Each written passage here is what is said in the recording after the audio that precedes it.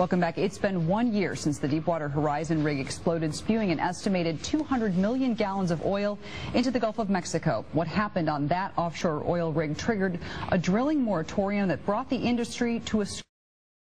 Here to talk about what's happening now in the Gulf and how jobs are being affected is Bruce Vincent. He is the chairman of the Independent Petroleum Association of America. Good morning, Bruce. Good morning, Katie. Thanks for coming back and talking to us. We've talked to you before about the situation in the Gulf right now, but we want to really take a look at the economic impact and the impact on jobs here in the Gulf Coast area. You know, one of the things that's happened in the last year is you've had a significant loss of jobs and economic activity as well as production in the Gulf of Mexico as a result of the moratorium/permatorium, and it's going to take a while to get that going again. IHS Global Insight released a study just last Monday that was sponsored by IPAA that showed the study was focused on onshore independence, but the study showed that for each $1 million of capital expenditure by the industry on exploration and production, you actually have a 5.1 million contribution to GDP. So there's a multiplier effect of over 5 to 1 in terms of economic activity for this country. Let's talk about just here in the Gulf Coast, how many jobs the offshore oil industry represents. Well, hundreds of thousands, the right? Industry, in fact, the study onshore independence actually contribute the whole ecosystem of onshore independence contribute over 4 million jobs, which is about 3% of the nation's workforce and about 4% of the GDP of the country. And then just the offshore industry alone would be around 200,000? 200,000 is offshore. The actual independents have about 200,000 of the jobs just in the offshore Gulf of Mexico. So what's happening right now in the Gulf with the new regulations and the delay in administering permits, is that taking jobs away from the Gulf, and if so, where are those jobs going? Yeah, there's a couple things. Some jobs are just lost. Other jobs are diverted to other places. Companies that have portfolios that are global or even onshore portfolios have reallocated people and resources to other places.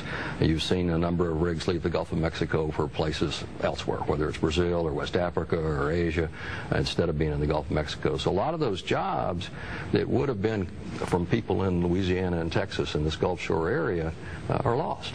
Other jobs maybe are diverted to other places. But those folks certainly don't go with the rigs. The companies just take them and they leave. And for the most part, the service companies and the producers are able to keep their people and focus them on other things.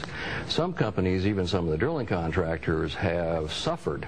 They've actually suffered economic losses by trying to retain their people because the human resource is so important to this industry. I don't think most people know this, but some of these companies have gone bankrupt. Yes. Very wealthy companies. Absolutely. How is that even possible?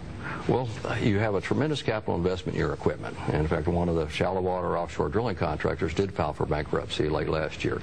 And that's because they have this big investment and they're making no revenues to support it. And ultimately, you can do that for only so long. It's just like if you lose your job, you still have to pay your mortgage. You can only do that for so long. So that's fallout from the moratorium then? Absolutely, direct fallout. And that's just now getting back into some kind of swing starting in March, right? Just barely. I mean, if you look at the time of the blowout, we had 33 rigs working in the deep water alone.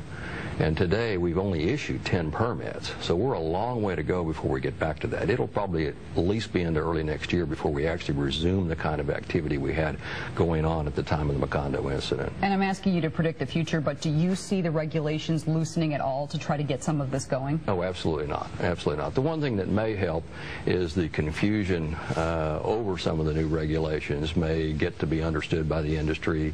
We learn to work with the new Bureau of Energy Management in terms of processing these permits, and the efficiency may speed up a little bit, but that's going to take time to make that happen. Okay, Bruce, thank you so much as always.